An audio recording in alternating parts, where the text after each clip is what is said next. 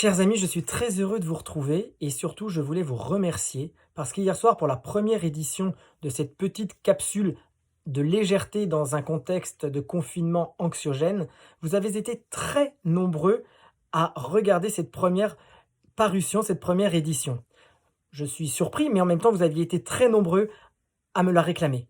Alors aujourd'hui j'ai décidé de répondre à la question de Martine. Martine qui me demande comment mettons ses mains à table. Eh bien, en France, ma chère Martine, il faut mettre ses mains, ses avant-bras, de part et d'autre de son assiette. Vous savez pourquoi? Parce qu'autrefois, il fallait toujours avoir les mains visibles pour prouver que vous n'aviez pas une arme, que vous ne dissimuliez pas une arme sous la table.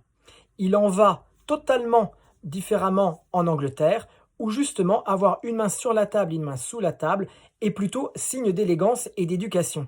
C'est pour ça que ce n'est pas très facile pour vos enfants, parce que dans de nombreux films anglais ou américains, on voit tous ces héros, tous ces acteurs à la mode qui sont de guingois parce qu'une main qui monte vers la bouche et une main sous la table. Moi, je vous conseille de ne faire aucun sacrifice et de dire à vos enfants de mettre les mains sur la table avec le dos droit. Vous savez que la vie en société est un vrai marqueur social et que savoir se tenir à table en est un et permet parfois de passer pour quelqu'un de très bien éduqué. Très bonne soirée.